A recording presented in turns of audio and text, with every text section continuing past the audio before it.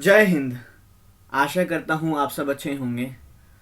तो दोस्तों, मुझे उम्मीद है आपने क्लास 6 हिस्ट्री के बाकी लेक्चर्स देखे होंगे एंड आपको अच्छे से समझ में आया होगा।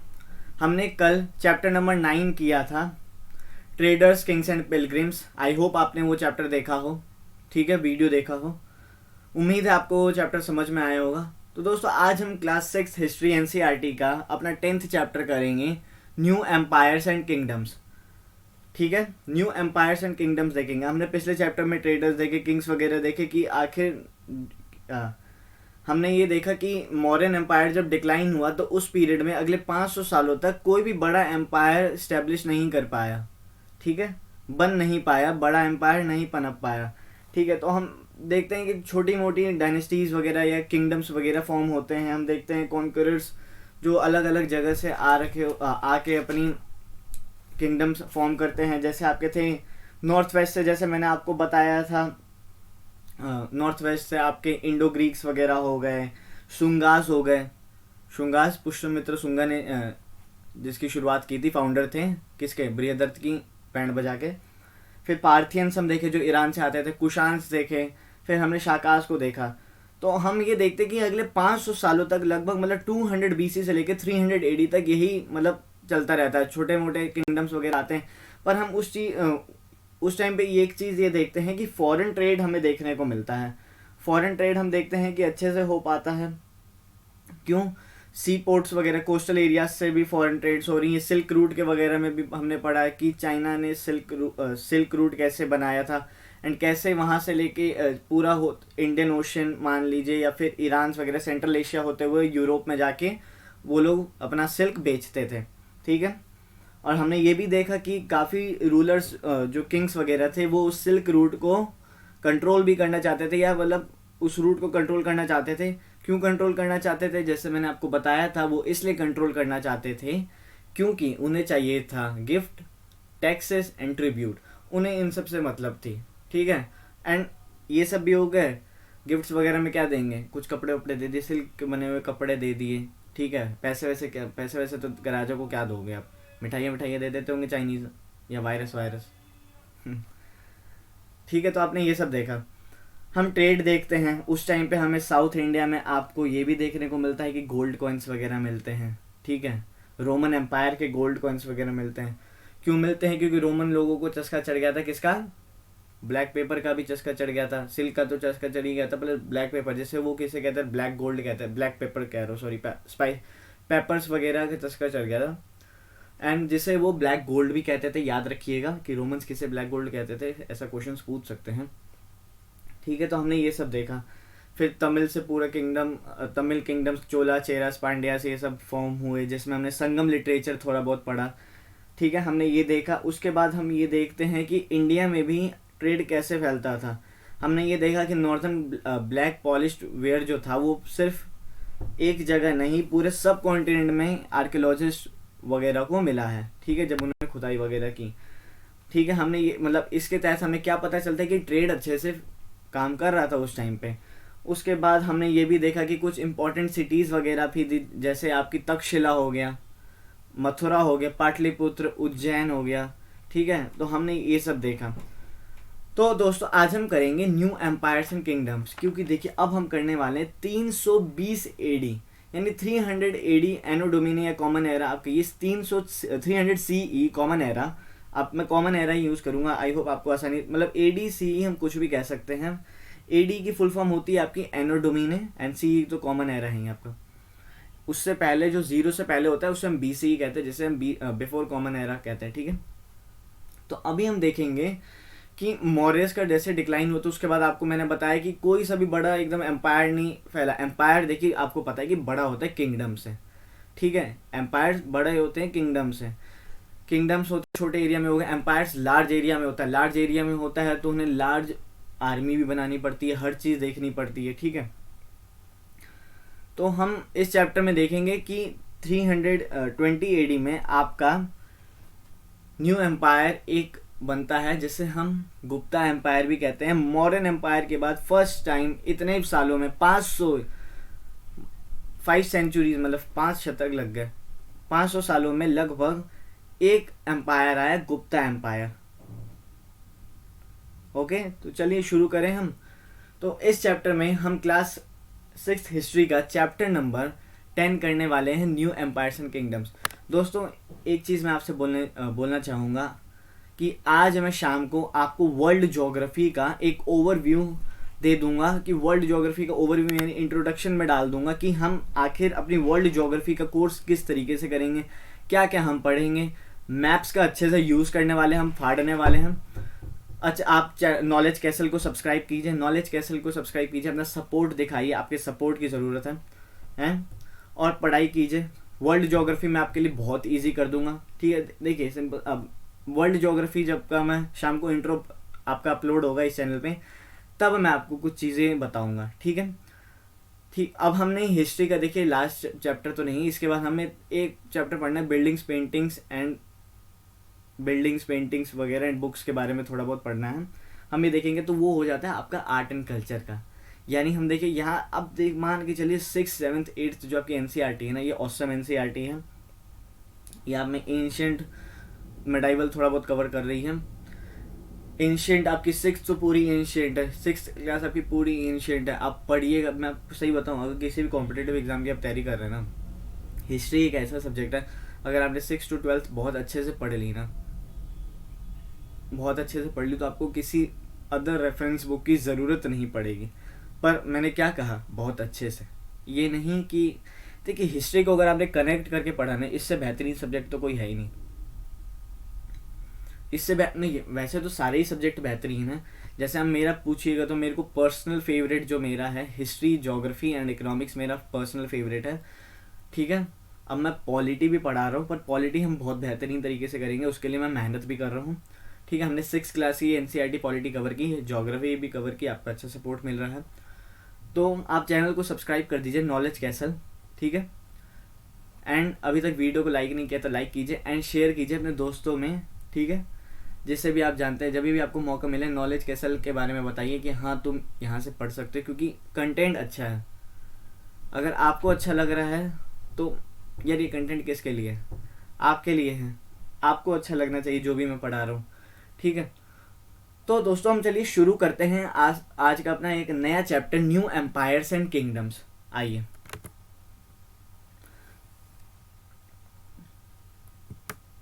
हम ठीक है शुरू करने वाले हैं न्यू एम्पायर्स एंड किंगडम्स।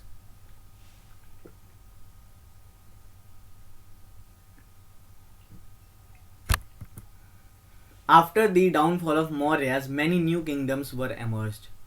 देखिए डाउनफॉल जब मौर्यस का हुआ था तो कई किंगडम्स एमर्ज हुए थे, जैसे मैंने आपको बताया था, इंडो ग्रीक, सुंगा, सतवाहना, चोला, पंड्या हो गए, बैक्टीरियन वो तो इंडो ग्रीक से हो गए, पार्थियन, शाकास, कुशानास।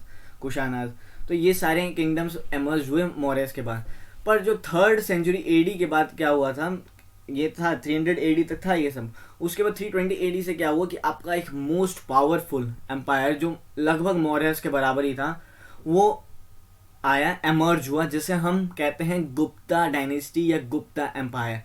डायनेस्टी का जैसे मैंने आपको बता रखा था कि एक ही फैमिली में वो चलता आता है कि बाप बना राजा, फिर बेटा, फिर उसका बेटा, फिर उसका बेटा, ऐसे चलता आता है। डायनेस्टी का मतलब ये होता है। तो हम यहाँ पे देख रहे हैं कि मौर्यस के बाद जब मौर्यस डिक्लाइन हुए तो उसके बाद उतने बड़े एम्पायर्स तो बने ही नहीं, सिर्फ किंगडम्स बने थे। तो 300 एडी में क्या हुआ, a new powerful empire called the Gupta dynasty emerged. Gupta dynasty emerged बनी यहाँ पे, ठीक है।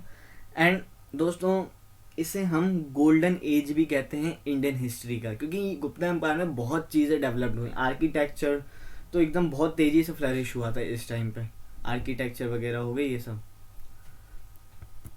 अब हम देखते हैं वह Gupta age, the period between 320 AD to 540 AD is known as Gupta age. अब गुप्ता एज जो है आपकी, हम देखते हैं लगभग 320 एडी से लेकर 540 एडी तक इनका शासन चला था, ठीक है। 320 एडी एनो डोमिनी से लेकर 540 एडी तक गुप्ता एज आपकी फ्लरिश की थी, इतना इनका काल चला था। अब it is also called the golden age of Indian history.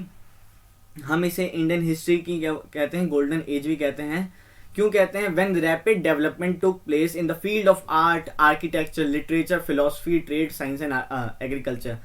हम इसे गोल्डन एज इसलिए कहते हैं क्योंकि इसी टाइम पे आपके हमें कितनी तेजी से डेवलप हो रहा था, आप ये देखिए ना। It is also golden age हम क्यों कहते हैं इसको इंडियन हिस्ट्री का? क्योंकि इस टाइम पे जो डेवलपमेंट थी वो बहुत तेजी से फैला हुआ। अब आप किसी भी फील्ड में आप देख लीजिए, आर्ट में देख लीजिए, आर्किटेक्चर में देख लीजिए, लिटरेचर हो गया, फिलोसफी, फिर ट्रेड भी इस टाइम पे बहुत तेजी से फ्लरिश हुआ था, साइंस हो गया, एग्रीकल्चर। तो आप देख रहे हैं यहाँ पे कितनी तेजी से फैला हुआ था गुप्ता एम्पायर का, एंड कितनी तेजी से ग्रोथ हुई थी, यहाँ पे डेवलपमेंट हो रही थी। तो इसीलिए तो हम कहते हैं इसे, तो मतलब ये क्वेश्चन भी आपसे पूछा जा सकता है कि इंडियन हिस्ट्री में गोल्डन एज जो एक आया था, गोल्डन एज, वो किस एम्पायर के दौरान या किस किंगडम के दौरान या किस डायनेस्टी के दौरान आया था। तो आप ये आंसर दे सकते हैं कि वो गुप्ता एम्पायर के दौरान गोल्डन एज हमें देखने को मिलती है, जिसमें हमें रैपिड डेवलपमेंट मतलब तेजी से विकास हो रहा था। किस चीज़ का? आर्ट का। हमें आर्ट में अच्छे से डेवलपमेंट देखने को मिल रही थी, फिर आर्किटेक्चर में आपको देखने को मिल रहा था, literature, philosophy, trade, science and agriculture, इन सब में, इन सारी फील्ड्स में हमें तेजी से डेवलपमेंट होते हुए दिख रही थी। ठीक है। The sources of knowing about Guptas are archaeological literary sources. देखिए क्या हुआ था जब हम स्टार्टिंग में, अगर हम थोड़ा देखिए, मौर्यस के टाइम पे भी हमें क्या था, आर्कियोलॉजिकल सोर्सेज वगैरह मिले, तो हमें लिटरेरी सोर्सेज भी तो मिले थे। अब मेगस्थनीज की जो किताब थी इंडिका, इससे भी हमें मौर्यन एम्पायर के बारे में पता चला, एंड कौटिल्य यानी चाणक्य की जो किताब थी अर्थशास्त्र, उससे भी हमें पता चला था किसके? मौर्यन एम्पायर के बारे में। तो लिटरेरी सोर्सेज हमें वहाँ पे भी मिले थे, यहाँ पे भी मिल रहे हैं। आर्कियोलॉजिकल सोर्सेज भी यहाँ से हमें मिले, लिटरेरी सोर्सेज वगैरह भी हमें यहाँ से मिले। ठीक है। अब आर्कियोलॉजिकल सोर्सेज में अगर आप देखिएगा तो हमें जो गुप्ता का मिला है, तो इसमें है कि आपके रॉक कट टेम्पल्स वगैरह इसमें बने थे अजंता में। प्रयाग प्रशस्ति मिली है, पिलर इलाहाबाद अभिसम प्रयागराज कहते हैं। और बाई कोर्ट, ये जो इलाहाबाद में प्रयाग प्रशस्ति है, इस पे जो इंस्क्राइब्ड हुआ था, किसके द्वारा मतलब कंपोज किया गया था? हरि सेना, जो एक पोएट था, किसके कोर्ट में? आपके समुद्रगुप्त एक रूलर था, मोस्ट पावरफुल रूलर जिसे हम कहते हैं गुप्ता एम्पायर का, समुद्रगुप्त, उसके टाइम पे हरि सेना थे, आपके पोएट थे उसके कोर्ट में। तो आर्कियोलॉजिकल सोर्सेज भी हमें मिलते हैं गुप्ताज के, कहाँ पे? इसमें है आपके रॉक कट टेम्पल्स हमें मिलते हैं अजंता में, रॉक कट टेम्पल्स। प्रयाग प्रशस्ति मिलती है, पिलर मिलता है आपका इलाहाबाद यानी प्रयागराज में। और ये किसके द्वारा कंपोज होता है? हरि सेना के द्वारा कंपोज किया गया था। अब देखते हैं हम fifth point, coins and literary sources from the other sources, coins and literary sources from the other sources of inform, ये मतलब आर दी अदर सोर्सेज था, फ्रॉम लिख दिए। कॉइन्स वगैरह हमें मिले हैं, कुछ लिटरेरी सोर्सेज भी मिले हैं जो हमें बताते हैं कि इस गुप्ता एम्पायर के बारे में थोड़ा बहुत बताते हैं। These include gold and silver coins issued by Samudragupta and other rulers and accounts of writers like Fahian. अब हमें इसमें गोल्ड एंड सिल्वर कॉइन्स वगैरह में मिलते हैं। ठीक है। समुद्रगुप्त या जो बाकी रूलर्स ने इशू करवाए थे। मतलब गोल्डन एज कहने का ये भी मतलब हो सकता है कि देखिए इस टाइम पे डेवलपमेंट तो बहुत तेजी से हो रहा था, तो गोल्ड एंड सिल्वर की भी इस टाइम पे बहुत तेजी से मतलब फैला हुआ था, गोल्ड कॉइन्स बहुत ज़्यादा लेवल पे इशू हुए थे। एंड हमें ये आपको पता चलेगा कि गोल्डन सिल्वर कॉइन्स वगैरह भी मिले हैं समुद्रगुप्त वगैरह या बाकी रूलर जो चंद्रगुप्त 1 एंड 2 ने इशू करवाए होंगे। एंड हमें अकाउंट्स मिलते हैं, मतलब इनके बारे में और थोड़ा बहुत जो लिखा है, बाहर के जो फॉरेनर आए थे, फॉरेनर पिलग्रिमेज जो आए थे, पिलग्रिम्स आए थे, जैसे फाहियन, इन्होंने अपनी बुक में लिखा है इनके बारे में। Some other sources are the works of Kalidasa, और कुछ और सोर्सेज है जिनमें जिनसे हमें इनके बारे में पता चलता है, जैसे कालिदास की क्या है, रघुवंश, मेघदूत एंड अभिजनना शकुंतलम। ठीक है। हमें इनके 3 जो कालिदास के लिखे हुए सोर्सेज थे उनसे भी पता चलता है। अब रघुवंश आपकी ये रही, मेघदूत आपके ये हैं। ठीक है। एंड आपका अभिजनना शकुंतलम ये रहे। मेघदूत में जनरली ये था कि बादल एक पोएम भी है, मेरे को याद नहीं आ रहा, किसी हिंदी क्लास 6 मतलब हिंदी में ही है, आपके एनसीईआरटीज वगैरह में आप देखिएगा। मेघदूत एक पोएम है, मेरे को याद नहीं आ रहा, पर कुछ कुछ याद आ रहा है कि बादल और बादल एक सहारा, मतलब मेघ क्या होता है, मेघ मतलब बादल एंड दूत मतलब वो होते हैं ना जो संदेश वगैरह पहुंचाते हैं, दूत। तो वो हो गया। तो वही था कि लवर मतलब लव स्टोरी थी, एक लव स्टोरी आप मान लीजिए, लव स्टोरी थी। फिर आपका हमें अभिजना शकुंतलम, ये भी एक लव स्टोरी थी, इसमें भी हमें लव स्टोरी देखने को मिलती है, एक राजा और एक के बारे में। ठीक है, रूलर्स देखते हैं हम गुप्ता एम्पायर के कि आखिर गुप्ता एम्पायर के रूलर्स कौन कौन से थे। तो देखिए, श्री गुप्ता जो थे इसे हम कहते हैं फाउंडर ऑफ गुप्ता डायनेस्टी। महाराजा गुप्ता भी हम इन्हें कहते हैं, श्री गुप्ता भी कहते हैं। ठीक है, तो इन्हें हम कहते हैं फाउंडर ऑफ गुप्ता डायनेस्टी। ठीक है, द फर्स्ट पावरफुल रूलर।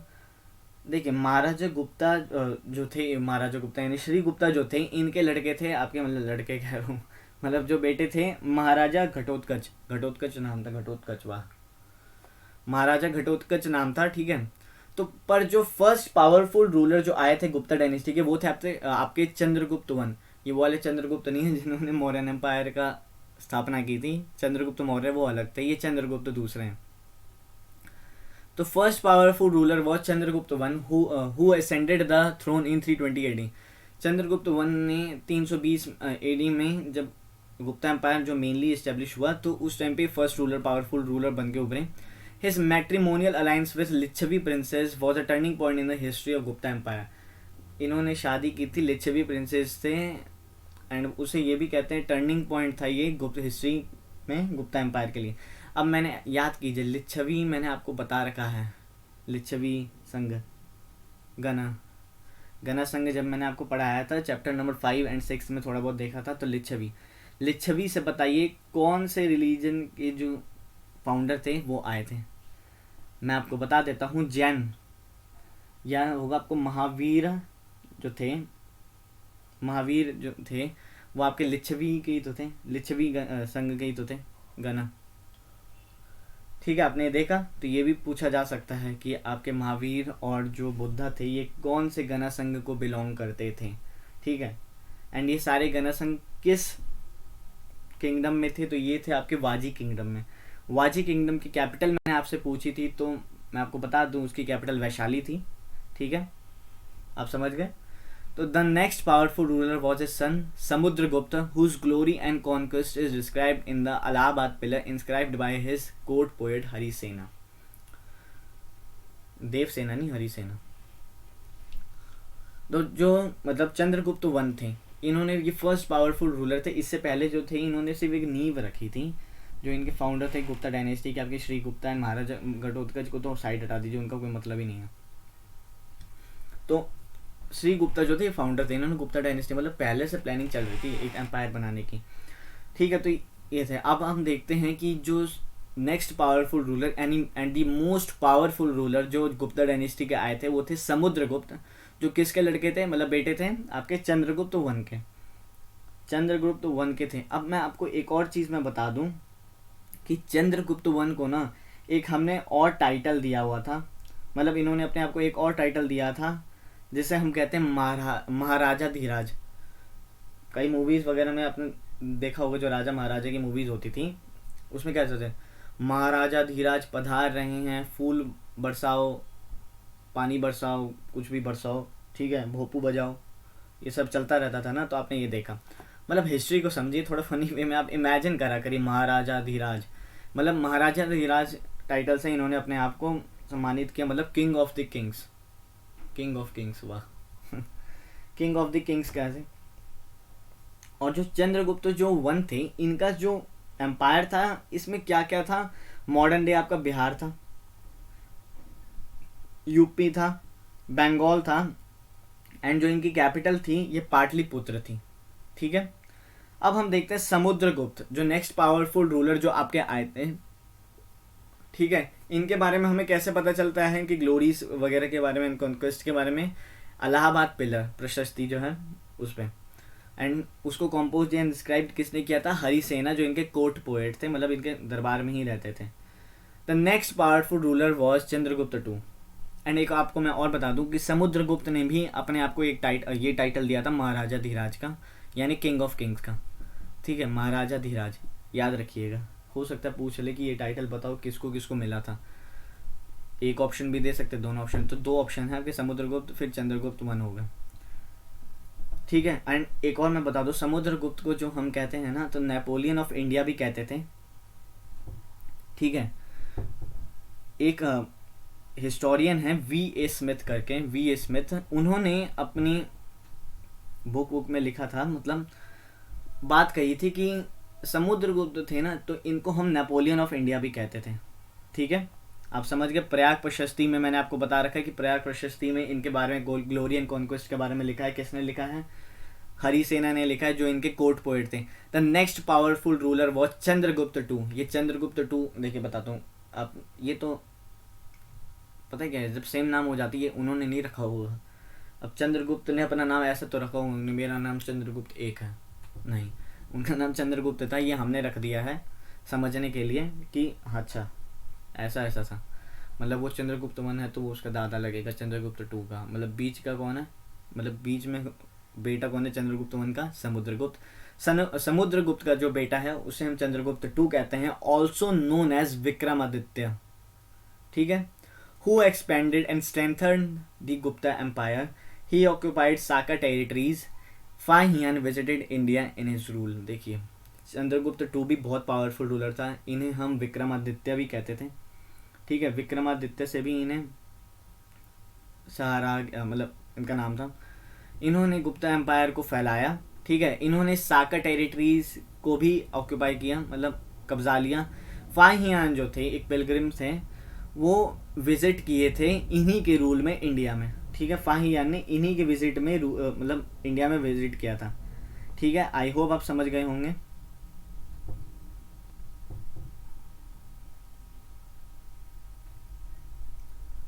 ठीक है। अब देखिए मैं एक कुछ हिस्टोरियंस कहते हैं, मतलब अकॉर्डिंग हिस्टोरियंस कहते हैं कि समुद्रगुप्त जो थे ना, इनके जो बड़े बेटे थे रामगुप्ता थे, रामगुप्ता, तो रामगुप्ता ही राजा बने थे, मतलब वही डायनेस्टी जब चली आ रही है, तो समुद्रगुप्त के बड़े बेटे कौन थे, आपके रामगुप्ता थे, तो रामगुप्ता को ही राजा बनना था, पर चंद्रगुप्त जो टू थे, इन्होंने चटका दिया उसे, रामगुप्ता को मार दिया एंड खुद थ्रोन पे बैठ गए, मतलब राजा बन गए, ठीक है। समझ गए। आई होप आपने रूलर्स समझे होंगे गुप्ता एम्पायर के, कि किसने डायनेस्टी स्टार्ट की, first powerful ruler, second powerful ruler, and जो लास्ट पावरफुल रूलर थे चंद्रगुप्त टू, इसके बाद तो चला ही नहीं था इनका, ठीक है। आई होप आपको अच्छा लगा होगा, समझ गए होंगे। अब आप ये देखिए गुप्ता एम्पायर एक एज और इन सम इम्पॉर्टेंट सिटीज, इसमें आप देख सकते हैं जो ये ग्रे एरिया है ना, ये कॉन्क्वेस्ट, मतलब ये चंद्रगुप्त वन जो थे इनके द्वारा फैलाया गया था, ठीक है। ये जो ग्रे एरिया है, इन्होंने चंद्रगुप्त ने वन जो थे इन्होंने फैलाया था। फिर आपका जो ये जो लाइट पिंक कलर में दिख रहा है ना, ये है आपका समुद्रगुप्त ने इतना एम्पायर फैलाया था, मतलब आप समझ लीजिए समुद्रगुप्त ने इतना, ये पूरा एम्पायर समुद्रगुप्त ने फैलाया था। उसके बाद जो ये डार्क पिंक, यानी डार्क पिंक में दिख रहा है, ये आपको चंद्रगुप्त जो टू थे, समुद्रगुप्त के जो बेटे थे, उन्होंने इसको फैलाया था। ये उतना राज्य, मतलब इतना बड़ा एम्पायर इनका था, मतलब इतना बड़ा इनका एम्पायर था, सोच लीजिए। हम कह सकते हैं कि मौर्यन एम्पायर से छोटा था, पर है। एंड सम इम्पोर्टेंट सिटीज़ भी थी इन किंगडम्स में, ठीक है। पाटलिपुत्र इनको, जैसे आपको पता, मैंने बताया कि कैपिटल थी गुप्ता एम्पायर की, ठीक है। Prashastis and what they tell us. अब हम प्रशस्तीज देखते हैं कि प्रशस्तीज क्या होती हैं और ये हमें क्या बताती हैं। देखिए प्रशस्तीज कुछ नहीं है, जो अशोका ने इंस्क्रिप्शंस वगैरह लिखवाई थी ना, इंस्क्रिप्शन जो बिठा देता था, मतलब दीवारों या पत्थरों में लिखवा दिया एंड उसे गड़वा दिया कहीं ले जाके, तो वैसा ही था ये भी है।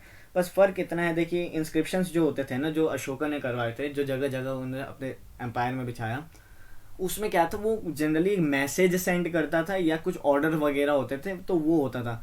पर प्रशस्तीज भी इंस्क्रिप्शंस ही हैं, पर इसमें क्या होता था कि रूलर्स की प्रशंसा की गई, वाहवाही की जाती थी, मतलब उनके बारे में अच्छा कुछ लिखा जाता था प्रशस्ति पे, ठीक है। प्रशस्तीज देखिए क्या होता है, these are inscriptions of a special kind known as, these are inscriptions of a special kind known as prashasti, a Sanskrit word meaning in praise of. मतलब क्या है प्रशस्ति, बता दिया कि एक स्पेशल काइंड इंस्क्रिप्शन ही है, उसे हम प्रशस्ति कहते हैं। और इसका संस्कृत में मतलब क्या होता है, इन प्रेज ऑफ, मतलब उसके बारे में कुछ अच्छा लिख दिया होगा, उसकी तारीफ वारीफ कर दी होगी कि यार वो महाराजा कितना बढ़िया था, सबका ध्यान रखता था, ठीक है, उसने इतने लोगों को हराया, इतने किंगडम्स पे हमला किया, सब जीत लिया, ठीक है। We know about Samudragupta from a long inscription inscribed on the Ashokan pillar at Allahabad और प्रयागराज। समुद्रगुप्त के बारे में हमें कैसे पता चला, क्योंकि एक लंबा इंस्क्रिप्शन वगैरह लिखा गया है अशोकन पिलर यानी जो प्रयाग प्रशस्ति है उस पर, जो प्रयागराज में है आपका। It was compose by Harisena, poet and minister in the court of Samudragupta. जो देखिए मैंने आपको बताया था ना कि ये जो प्रशस्ति है इसमें इंस्क्राइब किसने की है, कंपोज किसने किया, हरिसेना ने, जो एक कोर्ट पोएट थे। पर ये कोर्ट पोएट होने के साथ साथ मिनिस्टर भी थे, मिनिस्टर भी थे किसके कोर्ट में, समुद्रगुप्त के कोर्ट में, ठीक है, याद रखिएगा। The poet praise the king in glowing terms as a warrior, as a king who won battles, who was learn and the best of the poets. मतलब ऐसे बता गया है पोइट के द्वारा उस पर कि यार बड़ा जाबाज योद्धा था समुद्रगुप्त, एक अच्छा किंग था, एक ऐसा किंग था जिसने कई लड़ाइयाँ लड़ी एंड कई लड़ाइयाँ जीती, एक ऐसा राजा था जिसको पोइट्स वगैरह में भी इंटरेस्ट था, मतलब कुछ और कलाकारी भी करता रहा, क्योंकि हमने एक कॉइन मिला है ना जिसमें समुद्रगुप्त वीणा बजा रहा है, ठीक है, वीणा बजा रहा है, एंजॉय कर रहा है। मतलब इससे हमें पता चलता है, इस कॉइन से हमें पता चला था जिसमें वो वीणा बजा रहा था कि हाँ उस टाइम के राजा को भी मतलब कुछ और एक्स्ट्रा करिकुलर एक्टिविटीज़ में दिलचस्पी थी, एक्स्ट्रा करिकुलर एक्टिविटीज़ ECA, ठीक है। He is also described as equal to gods, मतलब उसमें इन्होंने ये भी बता रखा है कि हाँ हमने इन्हें भगवान तक का दर्जा दे दिया गया था, कि भगवान थे हमारे लिए समुद्रगुप्त, वाहवाही करो। द प्रशस्ति was compose in very long sentence, जो ये प्रशस्ति लिखी गई है बड़े लंबे सेंटेंसेस में लिखी गई है, गजब लिखा है यार, ठीक है। समझ गया कि कैसे समुद्रगुप्त के बारे में इन्होंने बताया, प्रशस्ति क्या होती हैं, प्रशस्ति समझ लीजिए, वैसे इतना ये भी इंस्क्रिप्शंस वगैरह ही होती हैं जिसमें हम लिखते हैं हार्ड चीज़ों पे, पत्थर्स वगैरह हो गए, मेटल्स वगैरह पे भी लिख दिया। पर अशोकन के टाइम पे जो इंस्क्रिप्शंस थे वो अलग थे, वो एक ऑर्डर वगैरह में थे, मतलब हम ऑर्डर देते थे या किसी चीज़ कोई मैसेज वगैरह तो हम वो प्रोवाइड करते थे, मतलब भेजते थे, उसके द्वारा बताते थे अपने एम्पायर में, ये कहीं जगह जगह इंस्क्रिप्शंस बैठा दिए कि हाँ महाराजा ने ये ऑर्डर निकाला, महाराजा का ये मैसेज है, अशोका का ये मैसेज है, तो ये था।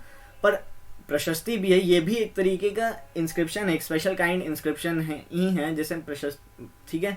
एंड प्रशस्ति का मतलब क्या होता है, इन प्रेज ऑफ, मतलब राजा की एकदम बड़ाई करो, वाहवाही करो, कि समुद्रगुप्त के बारे में इसमें लिखा गया है। जैसे आपको किसने कंपोज किया, तो याद रखिएगा समुद्रगुप्त के बारे में हमें किससे पता चलता है, प्रयाग प्रशस्ति जो आपकी प्रयागराज में है, ठीक है। एंड वो किसने लिखा है ये बहुत इंपॉर्टेंट हो जाता है कि प्रयाग प्रशस्ति किसने कंपोज की है, पूछ सकता है हरिसेना जो कॉम्पिटेटिव एग्जाम की तैयारी कर रहे हैं। एंड मेरा मेन मोटिव भी तो यही है कि कॉम्पिटेटिव एग्जाम के बच्चों को मदद करना कि NCERTs वो ईजिली समझ पाएँ। एंड मैं आपको एक और बात बताऊँ, एक और बात, चंद्रगुप्त जो 2 था ना, चंद्रगुप्त 2 के टाइम पे भी जो 2 था समुद्रगुप्त का लड़का, उसके टाइम पे भी नवरत्न थे। आपसे ये पूछा जा सकता है कि सिर्फ नवरत्न आपके इसमें ही नहीं थे, अकबर के टाइम पे, चंद्रगुप्त के टाइम पे भी कोर्ट में उसके नवरत्न थे, जिसमें से एक दो मैं आपको बता सकता हूँ, जिसमें आपके थे कालिदास, जिसके बारे में मैंने आपको बताया, उनके कुछ जो उन्होंने लिखे थे राइटिंग्स थी उनकी, जैसे अभिजनना शकुंतलम हो गया, मेघदूत हो गया, मालविका अग्निमित्रम, ऐसी कुछ, वो ये भी मालविका अग्निमित्रम हो गया, ठीक है। फिर अमार सिम्भा थे, फिर ठीक है शांकु थे, ठीक है, धानावंतरी, ऐसी कुछ थे, मतलब 4-5 मेरे को याद है। अब जब मैं आपको आर्ट एंड कल्चर पढ़ाऊँगा तब मैं आपको अच्छे से बता दूंगा ये सब, ठीक है। एंड ये सब ने अश्वमेध यज्ञ भी कराया था, अश्वमेध यज्ञ भी कराते थे। अश्वमेध मैंने आपको बताया था ना कि घोड़ा छोड़ दिया, जिसने पकड़ा आ जाओ मेरे से लड़ाई करो, ठीक है। या तो अगर तुमने घोड़े को रोका तो आ जाओ मेरे से लड़ाई करो, जीत गए तो ठीक है, हार गए तो अपना राज्य मेरे हाथ में, ठीक है।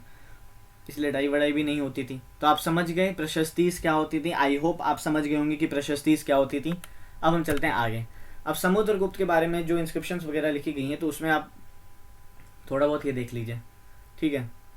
कुछ लिखा गया है, whose body was most charming, ठीक है। बताया गया कि समुद्रगुप्त की जो बॉडी थी एकदम चार्मिंग थी, हैंडसम दूर था एकदम। Being covered with the plenteous beauty of the marks of hundreds of scars caused by battle axes. मतलब बताया गया है कि उसकी बॉडी इतनी सुंदर थी, इतनी सुंदर थी कि उसके बॉडी पे पता नहीं कितने खरोचे कटपट के निशान थे, लड़ाइयाँ के निशान थे, बैटल एक्सेस वगैरह कुछ भी लगा हो उसे, स्कार्स वगैरह थे।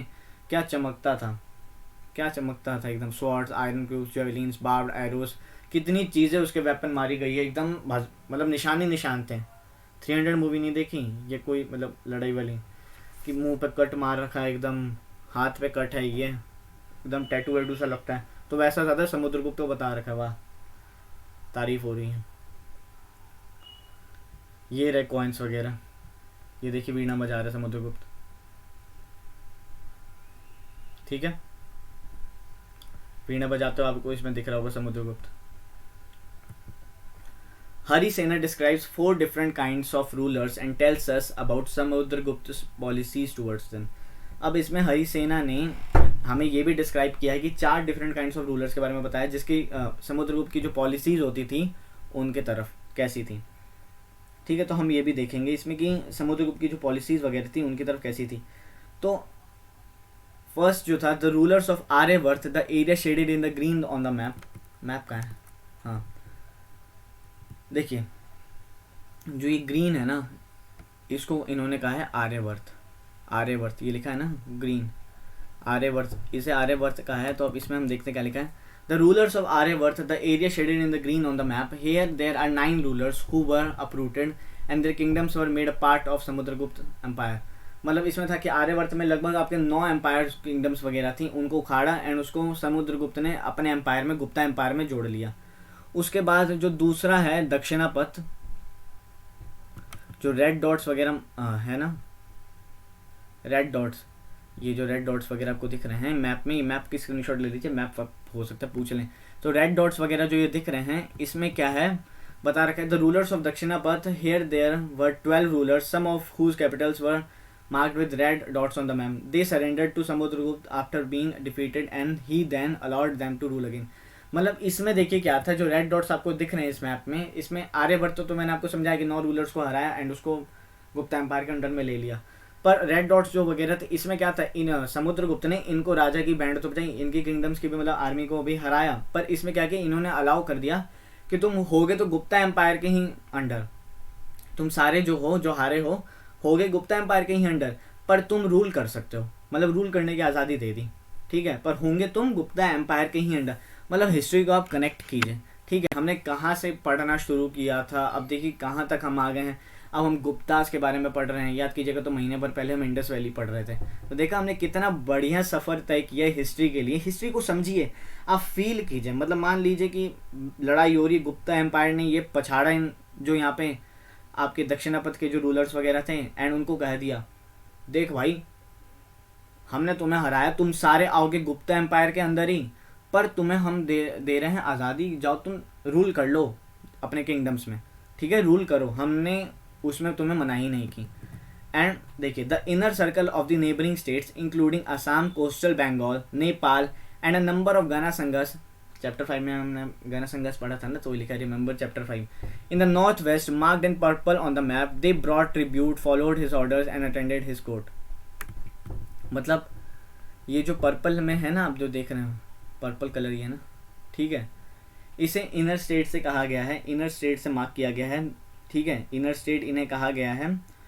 इनर सर्कल में जो भी स्टेट्स वगैरह आते हैं, जिसमें आसाम हो गया, आपका आसाम हो गया, को बंगाल का कोस्ट इलाका हो गया, पूरा बांग्लादेश अभी दिखा रखा है पर इस टाइम पे बंगाली था, ठीक है, बंगाल्स वगैरह हो गया, ठीक है, फिर आपके नेपाल का साइड हो गया, फिर जितने गना संघास वगैरह थे यहाँ पे, ये सब हो गए। इनको क्या किया, इन्होंने क्या किया कि ये इन्होंने कह दिया कि भाई साहब समुद्रगुप्त ना बड़ा खतरनाक हो रखा है, बैंड बजा देगा, हारने से बढ़िया पहले ही इसको भेंट बूट दे दो। मतलब इन्होंने क्या किया, इनको समुद्रगुप्त को गिफ्ट लाने लग गए कि महाराजा धीराज लीजिए, हम आपके लिए गिफ्ट लाए हैं, ये हमारे किंगडम की बहुत ही खास मिठाई है, खाइए एंड शुगर बढ़ाइए। ठीक है, तो आपने ये देखा। तो ये लोग क्या किए, इन्होंने ट्रिब्यूट्स वगैरह लाने शुरू कर दिए समुद्रगुप्त के लिए, एंड समुद्रगुप्त को इन्होंने सरेंडर कर दिया, कहते हमने सरेंडर कर दिया महाराज, हमें हराई मत। ठीक है, इन्होंने सरेंडर कर दिया। समुद्रगुप्त का खौफ इतना हो गया था कि क्या कि यार ये तो सबको हराते हुए आ रहा है, एक ही बार में आंधी की तरह, मतलब आया उड़ा के ले गया, इससे पहले ही इसको सरेंडर कर दो, हाथ पैर जोड़ लो, ट्रिब्यूट्स वगैरह दे दो। ठीक है, तो और वो लोग लगातार कोर्ट भी अटेंड करने लग गए थे, गुप्ता मतलब समुद्रगुप्त के कोर्ट्स वगैरह। मतलब ये देखिए, आपने देखा ग्रीन जो एरिया था आर्यवर्त का था, आर्यवर्त में इसने 9 रूलर्स की बैंड बजाई, उसको अपने कब्जे में ले लिया। फिर जो दक्षिणापथ में जो रेड डॉट्स आपको दिख रहे हैं, इसमें इसने क्या किया, समुद्रगुप्त ने इनको भी हराया, उनको दान दे दिया कि बेटा तुम रहोगे मेरे ही अंदर, अंदर क्या सॉरी फंबल कह गया, अंदर, तुम रहोगे मेरे ही अंडर, गुप्ता एम्पायर के ही अंडर में रहोगे, पर तुम रूल कर सकते हो चाहो। एंड जो ये पर्पल वाला एरिया आप देख रहे हैं, जो पूरा पर्पल एरिया है, ठीक है, सब नॉर्थ वेस्ट इलाके हो गए, फिर आपका नेपाल हो गया, फिर आज का बांग्लादेश हो गया, आसाम वाला इलाका हो गया, भूटान वगैरह हो गया। तो ये सब कहा कि तुम, इन्होंने कहा कि अब ये लोग खौफ में आ गए। हमने कहा कि ये लोग हम पहले, इससे पहले हारे कि हम पहले ट्रिब्यूट्स वगैरह, टैक्सेस वगैरह जो भी है देना शुरू करते थे, हम पहले ही अपने आप को गुप्ता एम्पायर के अंडर में आने देते। तो ये लोगों ने सरेंडर कर दिया, ये लोग ट्रिब्यूट्स वगैरह लाने लगे, गिफ्ट्स वगैरह राजा के लिए लाने लगे। गुप्ता एम्पायर, समुद्रगुप्त के जो ऑर्डर्स वगैरह होते थे इन्होंने मानने शुरू कर दिए, एंड कोर्ट्स वगैरह भी अटेंड करने शुरू कर दिए। The rulers of the outlying areas marked in the blue on the map, perhaps the descendants of the Kushanas and Shakar, ठीक है, and the ruler of Sri Lanka, who submitted to him and offered daughters in marriage। मतलब जो ये आप blue वाला area देख रहे हैं, ये आपका श्रीलंका का हो गया। ठीक है, श्रीलंका हो गया, फिर आपका अफगानिस्तान हो गया, जहाँ पे कुशानास वगैरह हो गए, शाकास वगैरह के डिसेंडेंट्स वगैरह थे। इन्होंने क्या किया कि इन्होंने तो सरेंडर तो कर ही दिया, साथ साथ ऑफर भी दे दिया कि जाइए, हम आपको अपनी बेटी दे रहे हैं, आप मैरिज कीजिए। मतलब मौज हो गई ना। अगर समुद्रगुप्त ने सोची इनकी लड़कियों से मैरिज कर ली तो कहेंगे कि अब तो ये हम पे हमला करेंगे नहीं, क्योंकि हमारी लड़की इनकी क्या है, बीवी है, पत्नी है, मतलब हमारा जो हम हो गए इनके ससुराल हो गए, तो ससुराल पे कोई हमला थोड़ी करता है। ठीक है, तो इन्होंने पहले ही सरेंडर कर दिया। आपने ये देखा। अब चारों तरीके के इन्होंने पॉलिसीज बता दी हरी सेना ने कि समुद्रगुप्त की पॉलिसीज कैसी थी इन चारों, मतलब आर्यवर्त, दक्षिणापथ हो गए, फिर आपके जो पर्पल एरिया में था इनके बारे में। ठीक है, आप अच्छे से समझ गए होंगे। फिर बाहर जो ब्लू एरिया था उसमें क्या था, वो तो डर ही गए थे, उन्होंने तो अपनी डॉटर से सौंप दी कि यार शादी कर लो। शादी करने के लिए सब कुछ जीतने के बाद समुद्रगुप्त यूं बैठा, कहा कि अब हो गया काम, ये बन गया अपना गुप्ता एम्पायर। ठीक है, गुप्ता एम्पायर बन गया, पावरफुल एकदम, बैठ ली तलवार और लगा के अपने सिंहासन पे। ठीक है, देखें समुद्रगुप्त को। अब हम जीनियोलॉजीज देखते हैं कि जीनियोलॉजीज क्या होती हैं। जीनियोलॉजीज हम देखते हैं क्या होती है। जीनियोलॉजीज एक बार हम देखें तो most prashastis also mention the ancestors of the ruler. Ancestors वगैरह जीनियोलॉजीज मतलब हमारी फैमिली ट्री नहीं होती, फैमिली ट्री पहले एरिया मान लीजिए परदादा, फिर दादा, फिर पापा, फिर हम, फिर हमारे लड़के, फिर उनके लड़के, मतलब ऐसे जीनोलॉजीज एक स्टार्टिंग से बनती आ गई। ठीक है, एक फैमिली ट्री टाइप ही है। Most prashastis also mention the ancestors of the ruler. This one mention Samudragupta's great grandfather, father and mother. His mother Kumara Devi belonged to the Licchavi Gana, while his father Chandragupta was the first ruler of Gupta dynasty to adopt the grand title of Maharaja Dhiraj, a title that Samudragupta also used। जैसे मैंने आपको बताया था, ये starting में बता दिया कि जो चंद्रगुप्त जो थे इन्होंने लिच्छवी जो गाना था उसकी राजकुमारी जो थी, प्रिंसेस थी, कुमारा देवी से शादी कर ली। तो मैंने बताया ना कि इसका एक बहुत ही, मतलब आपको क्या बताया था मैंने कि इससे क्या हुआ, गुप्ता एम्पायर को बहुत फ़ायदा हुआ था। गुप्ता एम्पायर को फ़ायदा होता है क्योंकि समुद्रगुप्त का वो क्या हो गया, ननिहाल हो गया ना, ननिहाल कह लेंगे, मतलब नाना का इलाका, ननिहाल ही कहते हैं हमारी भाषा में, तो ननिहाल हो गया। तो चंद्रगुप्त ने सबसे पहले अपने आप को महाराजा धीराज की टाइटल दिया था, ये भी मैंने आपको बताया। उसके बाद समुद्रगुप्त ने भी महाराजा धीराज यानी किंग ऑफ द किंग्स का टाइटल ले लिया। His great grandfather and grandfather are mentioned simply as Maharajas. It seems as if the family gradually rose to importance। ठीक है, मतलब इनके जो ग्रैंडफादर कौन हो गए, समुद्रगुप्त के ग्रैंडफादर कौन हो गए, ग्रेट ग्रैंडफादर आप देखिएगा समुद्रगुप्त के तो हो गए आपके श्रीगुप्ता, एंड ग्रैंडफादर हो गए समुद्रगुप्त के आपके घटोत्कच हो गए। तो इनको सिंपली महाराजा इसका टाइटल था, ठीक है। ज़्यादा इससे पता चलता है कि इनकी फैमिली हम देखते हैं एक बार। Samudragupta in turn figures in the genealogies list of ancestors of later rulers of the dynasty, such as his son Chandragupta II, ठीक है। We know about him from the inscriptions and coins, हमें इनके बारे में किससे पता चलता है? इंस्क्रिप्शंस वगैरह जो है, कॉइन्स वगैरह जो इशू होते थे, गोल्ड कॉइन्स वगैरह, सिल्वर कॉइन्स, इनसे पता चलता है। He led an expedition in western India where he overcame the last of the Shakas, ठीक है। According to later belief, his court was full of learned people, ठीक है। About some of them whom you will read in chapter 11, मतलब इनके court में क्या था, एकदम ज्ञानी बाबा सब बैठे रहते थे, ज्ञानी लोग थे। कालिदास हो गए, मतलब नवरत्न मैंने आपको बताया, नवरत्न बताए थे ना, वो तो आपके थे। नवरत्न तो खैर आपके उसमें थे, चंद्रगुप्त टू के टाइम पे थे, पर मतलब समुद्रगुप्त देखते रहिएगा तो गुप्ता एम्पायर में समुद्रगुप्त के बाद से क्या था कि लर्नड पीपल्स थे, मतलब ऐसा था कि ज्ञानी लोग बैठे रहते थे। ज्ञानी लोग थे, जैसे हरिसेना को देख लीजिए, वो पोएट भी था, मिनिस्टर भी था, मतलब ऐसी पोजीशंस भी दे रखी थी। तो हम ये जो ज्ञानी लोग थे इनके बारे में चैप्टर 11 में पढ़ेंगे थोड़ा सा, ठीक है। अब हम एक बार गुप्ता एडमिनिस्ट्रेशन देखते हैं। गुप्ता एडमिनिस्ट्रेशन कैसा था? The central government was headed by king who was assisted by the ministers. जो सेंट्रल गवर्नमेंट थी किंग के द्वारा ही थी, मतलब मेन किंग ही था उसका head. The Gupta empire was several देश और प्रोविंसेस हेडेड बाय उपारिकम। जो गुप्ता एम्पायर था इस पर कई सारी प्रोविंसेस वगैरह भी थी, इन्होंने जीती हुई थी। अब एक किंग बैठ के पाटलिपुत्र में सबको कंट्रोल तो कर नहीं सकता, तो इसके लिए इन्होंने कुछ हेड्स बना रखे थे उनके, मतलब प्रोविंसेस के लिए, जिसे हम उपारिका कहते हैं। याद करिएगा ये टर्म, उपारिका पूछा जा सकता है। और उसके बाद the lowest level of administration was a district और ए ग्रुप ऑफ विलेजेस। मतलब लोएस्ट लेवल ऑफ एडमिनिस्ट्रेशन का होता था डिस्ट्रिक्ट या विलेजेस, कुछ ग्रुप्स को बना दिया। उसके जो हेड होते थे क्या होते थे? ग्राम अध्यक्ष। ईच विलेज को जो हेड करते थे वो होते थे ग्राम अध्यक्ष। आई होप आप समझ गए होंगे गुप्ता एडमिनिस्ट्रेशन को। चलिए आगे चलते हैं। अब हम एक बार गुप्ता एम्पायर का जो मिलिट्री सिस्टम था, एक बार मिलिट्री सिस्टम हम देखते हैं गुप्ता एम्पायर का। The military system developed like the Mauryas. इनका भी जो मिलिट्री सिस्टम था ना, लगभग मौर्यस की तरह ही डेवलप्ड हुआ था, कि इनमें भी महासेनापति हो गए, कमांडर इन चीफ वगैरह, ऐसा सिस्टम था, ठीक है। द महासेनापति वही हो गए ना, कमांडर इन चीफ।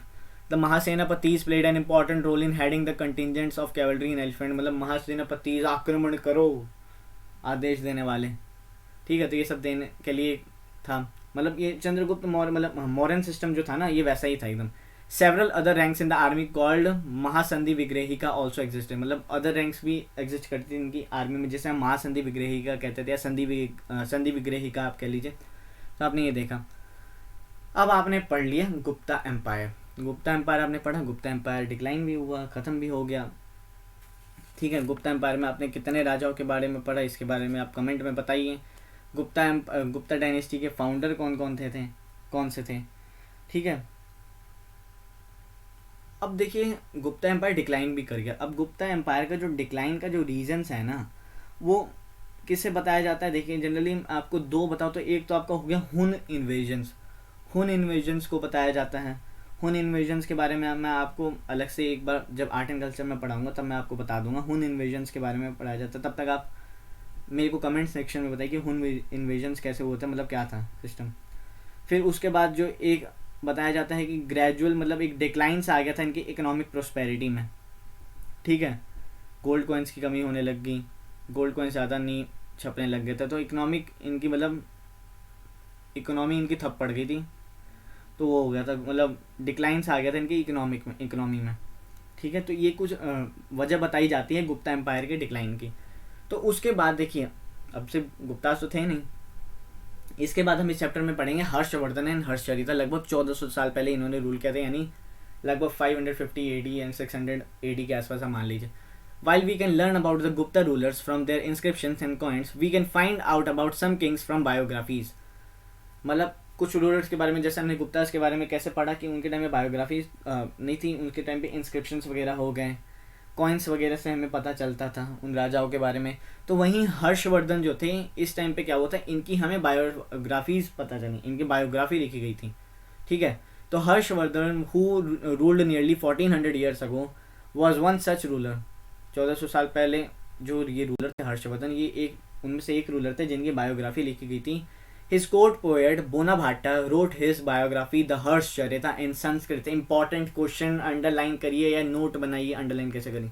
अपनी किताब उठाइए, अगर लाइन देखिए हर्षवर्धन एंड हर्षचरिता जो आपका वो है टॉपिक है, उसके नीचे आप देखिएगा ये लाइन लिखी है, अंडरलाइन करिए, शेड करिए, कुछ भी करिए, हाईलाइट करिए, या नोटबुक में नोट लिखिए कि हर्षचरिता किसने लिखी है, आपकी बोनापार्टन है। और ये कौन थे, ये कोर्ट पोएट थे किसके, हर्षवर्धन के एम्पायर, मतलब हर्षवर्धन के किंगडम में, ये किंगडम था, एम्पायर नहीं कहेंगे हमेशा। हर्षवर्धन की इन्होंने बायोग्राफी लिखी है, उसे हम क्या कहते हैं, हर्षचरिता। तो आपसे एक क्वेश्चन पूछा जा सकता है किसी भी यूपीएससी एग्जाम, एसएससी एग्जाम में या कॉम्पिटेटिव एग्जाम्स में कि बताइए हर्षचरिता लिखी किसने है, तो आप बता सकते हैं कि हर्षचरिता लिखी है बोनापार्टा ने। एंड ये भी पूछा जा सकता है कि हर्षचरिता जो है ये बोनापार्टा के द्वारा लिखी तो गई है, पर ये किस लैंग्वेज में लिखी गई, तो आप ये बता सकते हैं कि ये संस्कृत में लिखी गई है। तो ये देख रहे हैं कितने शानदार तरीके से आपकी हिस्ट्री है। इसीलिए मैंने आपको कहा है कि एंशंट हिस्ट्री ही है ये पूरी, एंड क्लास 6 की हिस्ट्री आपकी बहुत इंपॉर्टेंट हो जाती है। हिस्ट्री आपकी बहुत इंपॉर्टेंट है, चाहे आप 6 के लिए, 7th के लिए, 8th के लिए, 9th के लिए, 10th के लिए, 11th के लिए, 12th के लिए, ठीक है। अब देखिए ज्योग्राफी जो है ना, ज्योग्राफी मैंने आपको, आप कहेंगे कि मैंने थोड़ा हाई लेवल का पढ़ाया, जी बिल्कुल पढ़ाया, क्योंकि कहीं कहीं क्या है, अब जैसे मैंने आपको मेजर लैंड फॉर्म्स वगैरह पढ़ाए थे, तो ये आगे भी आएंगे, ये आगे वाली क्लासेस में भी आएंगे। तो इससे पहले मैंने आपको थोड़ा बहुत हाई लेवल का पढ़ा दिया था, क्योंकि आपको अंदाज़ा हो जाए, ठीक है। अब उस जब हाई लेवल में जाएंगे तो उसके बारे में जब मैं ज्ञान बताऊंगा तो आपको कम से कम समझ में तो आए। तो आपने देखा हर्षचरिता किसके द्वारा लिखी गई थी, बोनापार्टा ने लिखी थी। This gives us the genealogy of Harsha and ends with his becoming king, मतलब ये हमें उसकी वही बताती हैं फैमिली ट्री वगैरह हर्षा के बारे में, एंड किंग कैसे बनता है उसके बारे में बताते हैं। Xuanzang about whom you will read in chapter 9, Xuanzang के बारे में हमने पढ़ा था। Also spend a lot of time at Harsha's court and left a detailed account of what he saw, मतलब इन्होंने जो ज़ुआनज़ांग थे इसने बहुत ही लंबा समय बिताया था हर्षा के कोर्ट में, एंड एक डिटेल्ड मतलब अकाउंट लिख दिया जो इसने देखा वेखा था हर्षा के कोर्ट, या उस मतलब क्या चल रहा था उसके किंगडम में। तो आप समझ गए इसमें, इस पैराग्राफ में सिर्फ इतना इंपॉर्टेंट था, मोस्ट इंपॉर्टेंट इतना ही था कि आखिर हर्षचरिता लिखी किसने है, कौन से लैंग्वेज में लिखी है, कब लिखी है, किसके बारे में लिखी है, एंड किसकी बायोग्राफी है वो। हाँ ये भी क्वेश्चन है कि हर्षचरिता किसकी बायोग्राफी, तो आप बता सकते हैं कि ये बायोग्राफी हर्षवर्धन की है। ओके आप समझ गए तो वीडियो को लाइक कीजिए, एंड नॉलेज कैसल को सब्सक्राइब करना बिल्कुल भी मत भूलिएगा। After the decline of Gupta Empire, many small kingdoms arose. One such kingdom was near Thaneshwar, ruled by Vardhan dynasty. अब देखिए मैं आपको दिखाता हूँ, थानेश्वर आपको यहाँ देख रहे हैं हरियाणा के पास, ठीक है, थानेश्वर। तो यहाँ पे एक नई डायनेस्टी पनप रही थी जिसका नाम था वर्धन डायनेस्टी है ना, हम यहाँ देखते हैं Vardhan dynasty. One such kingdom was near Thaneshwar of Vardhan dynasty. The greatest ruler of this dynasty was Harshvardhan. वैसे तो बाकी रूलर्स वगैरह भी आए थे, पर जो ग्रेटेस्ट था इनमें वो था हर्षवर्धन, जो important ruler and most powerful ruler थे इस डायनेस्टी के। Harsha was not the eldest son of his father. Harsha जो थे, हर्षवर्धन थे वो अपने फादर के जो थे एल्डेस्ट सन नहीं थे, बड़े मतलब पुत्र नहीं थे, but became king of Thaneshwar after both his father and Elder brother died. मतलब पर ये राजा क्यों बने, क्योंकि इसके फादर और जो एल्डर ब्रदर थे इनकी मृत्यु हो गई थी। His brother in law was the ruler of Kannauj and he was killed by the ruler of Bengal. मतलब ब्रदर इन लॉ मतलब इनके क्या कहें, दामाद, हाँ दामाद ही समझ लीजिए। मतलब इनकी जो बहन थी ना हर्षवर्धन की, इनकी बहन की शादी हुई थी कन्नौज में राजा से। तो बंगाल जो था ना, बंगाल के राजा ने इनकी दोनों कन्नौज पे हमला करके उनकी बहन के जो हस्बैंड थे उसको कर दिया खलास, काम खलास कर दिया। तो थानेश्वर में जो इसके बड़े भाई थे इन्होंने भी आया इधर से हमला किया कि यार मेरी बहन के उसको मार दिया, अब मैं जा रहा हूँ बदला लूँगा। तो उसके बड़े भाई को भी चटका दिया। बंगाल के जो रूलर थे जो आए थे इन्होंने हमला किया था कन्नौज पे, ठीक है। Harsha took over the kingdom of Kannauj and then led an army against the ruler of Bengal. उसके बाद हर्षा का आया दिमाग खराब, बदले की भावना जगी, एकदम लग रहा है साउथ की पिक्चर चल रही है, ठीक है। एकदम इमेजिन करिए कि शादी की कन्नौज में की, थानेश्वर की लड़की कन्नौज में जाके ब्याह गई, ठीक है। बंगाल का एक रूलर आया, उसके दिमाग में पता नहीं क्या खुराफात सोची, कहा कि कन्नौज पे हमला करो। कन्नौज पे हमला किया, बैंड बजा दी कन्नौज की, उसके रूलर की जान ले ली। तो रूलर की जान ले ली तो क्या होता है कि इनके हर्षवर्धन जो भाई होते हैं उनको आता है गुस्सा, वो आते हैं कहते हैं कन्नौज पे मैं जा रहा हूँ हमला करने बंगाल, उस पर बंगाल का जो रूलर है उस पर जाते हैं, हमला करते हैं तो बंगाल के जो आर्मी होती है उनको भी मार देती है। हर्षा को आता है गुस्सा, हर्षवर्धन को आता है गुस्सा कि अब मैं लूँगा बदला, बदले की आग जग गई। तो हर्षा ने भी किंगडम मतलब आर्मी तैयार कर दी एंड कहा, मतलब आर्मी तैयार करी कि सज्ज हो जाओ युद्ध के लिए, एंड बंगाल के रूलर पे हमला कर दिया एंड खत्म कर दिया, बंगाल के रूलर को मार दिया। Although he was successful in the east and conquered Magadha and probably Bengal also. मतलब क्या हुआ था कि हर्षवर्धन सक्सेसफुल हो गया था आपका नॉर्थ साइड में, ईस्ट वगैरह इलाके में, मगध भी इसने कैप्चर कर दिया था, कॉन्कर कर लिया था एंड बंगाल को भी लगभग कैप्चर कर लिया था। But he was not successful, he was not as successful elsewhere. मतलब इसके अलावा वो कोई और सक्सेसफुल नहीं हुआ। क्यों? He tried to cross the Narmada to march into the Deccan. Narmada जो रिवर थी इसको क्रॉस करके इसने सोचा, जो मध्य प्रदेश से जाती है, कि हम नर्मदा क्रॉस करके डेक्कन एरिया में जाएंगे और वहाँ पे जाके हम चालुक्य जो डायनेस्टी है इसकी बैंड बजाएंगे, हम उनको हराएंगे। पर जो चालुक्य डायनेस्टी के जो थे आपके जो रूलर थे डायनेस्टी के, जो कि पुलकेशिन II, इन्होंने इसे कह दिया कि भग जाए यहाँ से, चल निकल पहली फुर्सत में। तो हर्षवर्धन वहीं से लौट गए, अपने किंगडम वापस आ गए थानेश्वर। ठीक है, ये रहा आपके हर्षवर्धन, कुछ ऐसे ही दिखते होंगे। अब हमने ये देखा, उसके बाद हम देखते हैं द पल्लवास चालुक्यास एंड पुलकेशिन्स प्रशस्ति। अब हम थोड़ा साउथ के बारे में भी देख लेंगे, साउथ की मूवी का हमने जिक्र कर दिया तो थोड़ा बहुत साउथ के बारे में भी देखें। तो पल्लवास चालुक्यास एंड थोड़ा हम पुलकेशिन के बारे में देखते हैं। देखिए इनका क्या टाइम था, 300 कॉमन एरा से लेकर लगभग 700 कॉमन एरा तक ये भी चला था, लगभग 400 450 साल ये भी चला था।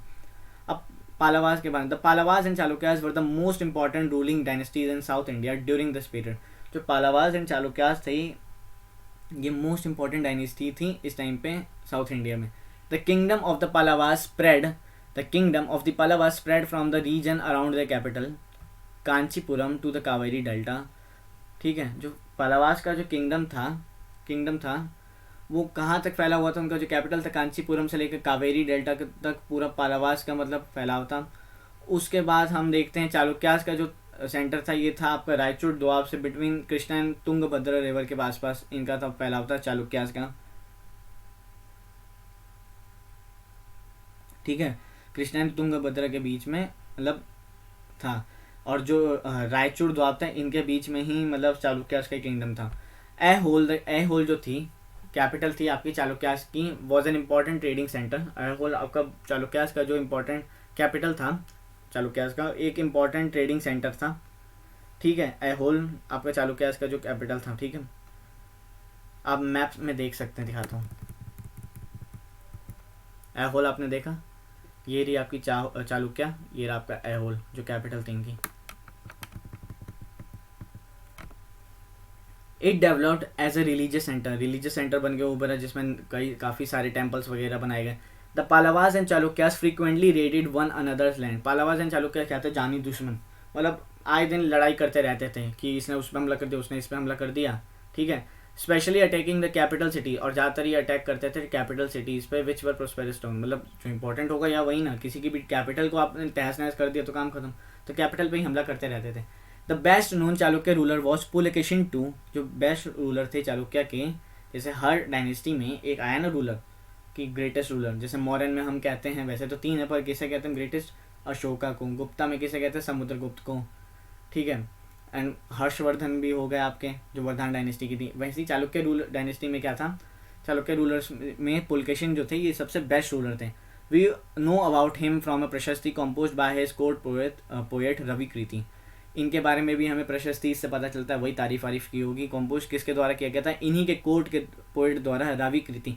अब ये सब जो क्वेश्चन होते हैं ना कि किसके द्वारा क्या कंपोज किया गया है प्रशस्ति, उसके बारे में लिखा है, तो ये सब इंपॉर्टेंट हो जाते हैं कॉम्पिटेटिव एग्जाम के लिए। आपसे डायरेक्ट पूछा जा सकता है कि पुलकेशिन II की जो प्रशस्ति थी वो किसके द्वारा कंपोज की गई थी, तो आप बता सकते हैं रवि कीर्ति थे वो, रवि कीर्ति, याद रखिएगा, नोट बना लीजिए।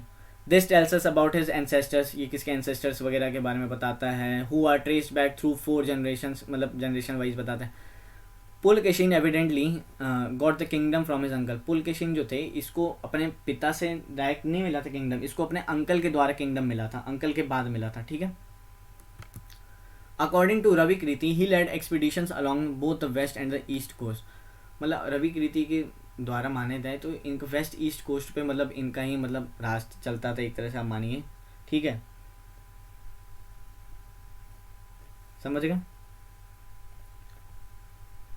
Besides he check the advance of Harsha, there is an, मतलब वही था ना कि हर्षा को भगा दिया था, चल अपने उधर हर्षा को भी तो आने नहीं दिया था, हर्षवर्धन.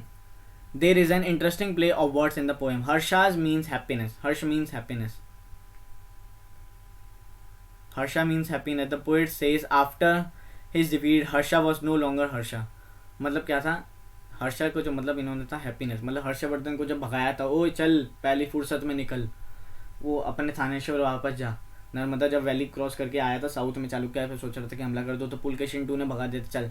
तो मतलब क्या इसमें कहना क्या चाह रहा है, Harsha was no longer Harsha, मतलब हर्षा जो था हर्षवर्धन था, अब वो मतलब ज़्यादा देर के लिए खुश नहीं रहा, मतलब हैप्पीनेस खुशी नहीं मिली उसे.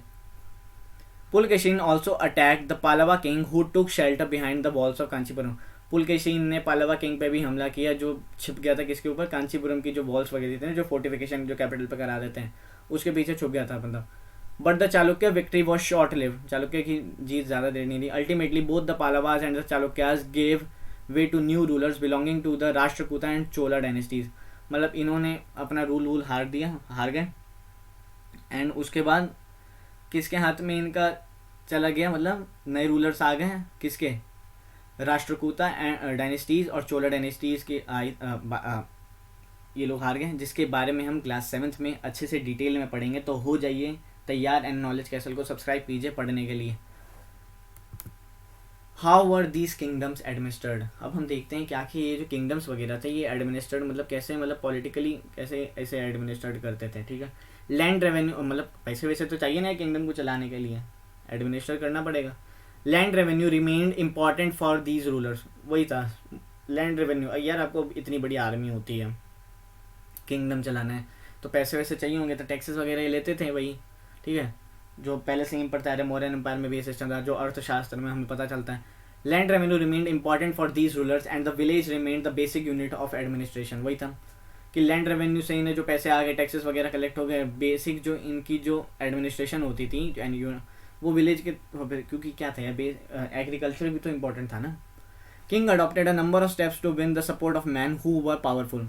किंग ने क्या किया था, देखिए राजा को ना इस टाइम पे डर लगने लग गया था, कि डर लगता होगा कि यार हम अपने इधर बैठे हुए हैं, किसी सपोर्ट वपोर्ट ले नहीं रहे, कि ग्रामीण लेवल यानी विलेज लेवल पे पता चला कोई आया, सेना तैयार की, उखाड़ के फेंक दिया. ठीक है, अब देखिए king adopted a number of steps to, king ने बहुत सारे स्टेप्स वगैरह लिए. ठीक है, उन लोगों को सपोर्ट लेने के लिए जो पावरफुल थे, या तो पावरफुल थे चाहे वो इकोनॉमिकली पावरफुल हो या सोशली पावरफुल हो, because of their political and military strength, ताकि उनकी पॉलिटिकल जो मिलिट्री स्ट्रेंथ है वो बनी रहे. अब फॉर इंस्टेंस देखिए क्या, some important administrative post were now hereditary. Some जो इम्पोर्टेंट जो पोस्ट थी ना इनके टाइम पे, तो उनको उन्होंने हेरिडिटरी कर दिया. मतलब this means that son succeeded father's to these post. मतलब मान लीजिए ये, मतलब हेरिडिटरी का मतलब क्या होगा, हेरिडिटरी शब्द हमें अर्थशास्त्र में भी पता चला है जब कौटिल्य की बुक में, याद रखिएगा. इसमें इन्होंने क्या किया कि अगर किसी मिनिस्टर है कोई, मान लीजिए अब हम लेते हैं गुप्ता एम्पायर में कोई एक मिनिस्टर है, तो मिनिस्टर का लड़का भी मिनिस्टर, उसका लड़का भी मिनिस्टर, उसका लड़का भी मिनिस्टर, मतलब ऐसे ही चलता रहेगा. मतलब हेरिडिटरी है कि बाप के बाद बेटा, बेटे के बाद बेटा, बेटे के बाद बेटा, ऐसे सिस्टम चलता रहेगा. For example the poet Harisena was a mahadandanayaka और chief judicial officer like his father. जो हरिसेना को जो हमने पोएट कहा वो पोएट था, ठीक है, पर जो मिनिस्टर था उसमें उसके फादर की वजह से उसे मिला था. कैसे मिला, तो जो इसके फादर थे वो महादंड नायक थे या चीफ जुडिशियल ऑफिसर कह लीजिए, तो उसकी वजह से हरिसेना को वो पोस्ट मिल गई थी. Sometimes one person held many offices, किसी किसी पर्सन के पास कई कई ऑफिसेस होते थे. For instance besides being a mahadandanayaka Harisena was a kumaramatya meaning an important minister. मतलब देखिए क्या था, हरिसेना को उसकी पापा की पोस्ट तो मिल गई, पर कभी कभी ज़्यादा पोस्ट भी मिल जाती थी. देखिए हरिसेना को क्या था, ये महादंडनायक भी था, अपने पिता से हिस्सा मिल गया था. ठीक है, और हरिसेना एक क्या था, कुमार अमात्य भी था, मतलब एन इम्पॉर्टेंट मिनिस्टर, एक इम्पॉर्टेंट मिनिस्टर भी था समुद्रगुप्ता के कोर्ट में. एंड संधि विग्रही का meaning a minister of war and peace. And एक मिनिस्टर भी था संधि विग्रही का meaning minister of war and peace. याद कीजिए गुप्ता मिलिट्री सिस्टम मैंने आपको बताया था ना, महासंधि विग्रही का, संधि विग्रही का मतलब वॉर में इनका काम होता था कि संधि वंदी करा ली, वही शांति पीस शांति वगैरह. Besides important, man probably had a say in local administration. These included the Nagara Shreshti or chief banker or merchant of the city. Besides, important men probably had a say in local. मतलब कुछ लोग ऐसे होते थे और सार्थवाहा और leader of A merchant, मतलब ये लोकल लेवल पे उठा लेते थे कि जो कौन ताकतवर है उनको भी अपने साथ मिला लेते थे, ठीक है। उनमें समझ गया, आई होप समझे होंगे। जिसने देखिए नगर श्रेष्ठी इसमें ले रखा है, नगर श्रेष्ठी और चीफ बैंकर। दीज इंक्लूड, अब ये भी पूछा जाता है कि एग्जाम में कि नगर श्रेष्ठी कहाँ से शब्द आया है, पूछा जाता है। ये कुछ शब्द होते हैं, फिर आपका हो गया नगर श्रेष्ठी हो गया, आपने ये देखा, फिर सार्थवाहा हो गया, प्रथम कुल की का। और देखिए नगर श्रेष्ठी किसे हम कहते थे, जो चीफ बैंकर होते थे, मर्चेंट होते थे सिटी के। ये याद रखिएगा, इस शब्द वगैरह पूछा जा सकता है कि आखिर इसका मतलब क्या है। फिर आपका था सार्थवाहा था, ये क्या होता था, तो ये इसमें आप बता सकते हैं लीडर या मर्चेंट वगैरह थे, ठीक है। फिर है एक वर्ड है प्रथम कुलिका, ये कहते हैं, ये चीफ क्राफ्ट्समैन थे। एंड क्या थे, कायस्थस, कायस्थ मतलब स्क्राइब्स वगैरह, ठीक है,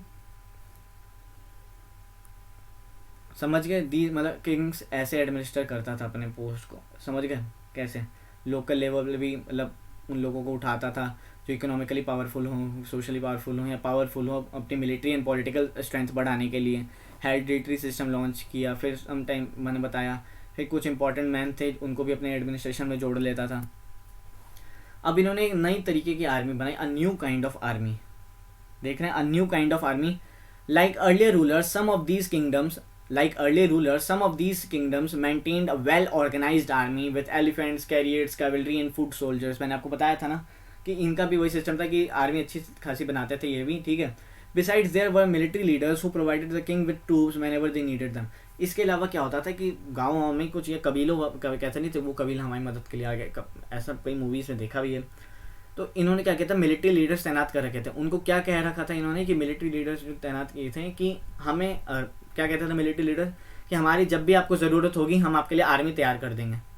उनको बदले में क्या क्या दिया जाता था, देखिए सैलरी नहीं दिया, रेगुलर सैलरी वगैरह नहीं पे करते थे। क्या लिखा है यहाँ पे, they were not paid regular salary, उन्हें रेगुलर सैलरीज वगैरह नहीं जाती थी। Instead some of them receive grants of land, किसी को लैंड वगैरह वहाँ का दे दिया, लैंड वगैरह से मतलब दे देते थे, ठीक है। They collected revenue from the land and used this to maintain soldiers and horses and provide equipment to warfare. मतलब क्या होता है, तो रेवेन्यू वगैरह वहाँ पे जहाँ पे भी हैं वो वहाँ से कलेक्ट करते थे, लैंड वगैरह को अच्छे से मेंटेन करते थे, हॉर्सेज वगैरह, सोल्जर्स हो गए, उनको इक्विपमेंट्स देते थे अच्छे से। क्यों, वॉरफेयर में जब भी ज़रूरत हो क्या कहता था कि हम आपके लिए आर्मी भेज देंगे। मतलब एक मिलिट्री लीडर उन्होंने तैनात कर दिया है, उसको कहते थे कि हमारी ज़रूरत पड़ेगी तो हम आपकी आर्मी भेज देंगे अपनी, जो मतलब हम अपने लोग भेज देंगे जो भी ज़रूरत पड़ेगी। These man are known as samantas. अब याद रखिएगा इन लोगों को क्या कहते थे हम, समानताज। ये शब्द पूछा जा सकता है। Whenever the ruler was weak samantas tried to become independent. मतलब इसमें क्या, इसमें पता है नुकसान भी था। अगर राजा के लोग मदद कर रहे हैं ना कि जब भी आप राजा को जरूरत पड़ी हमने अपनी आर्मी भेज दी, समानताज इन्हें कहते थे। पर कभी कभी क्या होता था ना कि अगर राजा ही साला वीक पड़ गया ना, सॉरी मुंह से गलत शब्द निकल गया, जब अगर राजा ही वीक पड़ गया ना तो उसमें क्या था, इन्होंने कहा कि ये क्या कहते थे कि इंडिपेंडेंट हो जाते हैं। मतलब अपना इंडिपेंडेंट कोई डायनेस्टी वगैरह थोड़ा बहुत बना लिया अपना आर्मी वगैरह, कि अब हम उस राजा को या तो उस राजा को ही पीट पाट के चल साइड अब हम बैठेंगे, ऐसे कर देते थे। तो आपने ये देखा इस टाइप की आर्मीज बन रही थी। मतलब आर्मी क्या थी, अपनी आर्मी तो बन रही, साथ साथ इन्होंने कुछ मिलिट्री लीडर्स वगैरह थे उनको कह के आर्मी तैयार करवाई बाहर। मतलब उनको रेगुलर सैलरीज वगैरह नहीं मिलती थी, मतलब लैंड ग्रांट्स वगैरह कर दिए। फिर टैक्सेस वगैरह जो वहाँ पे भी वो कलेक्ट कर सकें, क्यों रेवेन्यू जो भी आता था वो कलेक्ट कर सकें। फिर वहाँ पे हॉर्सेस वगैरह ये सब मेंटेन करें वॉरफेयर के लिए कभी भी ज़रूरत हो पर। और इन्हें हम क्या कहते थे, समानताज कहते थे।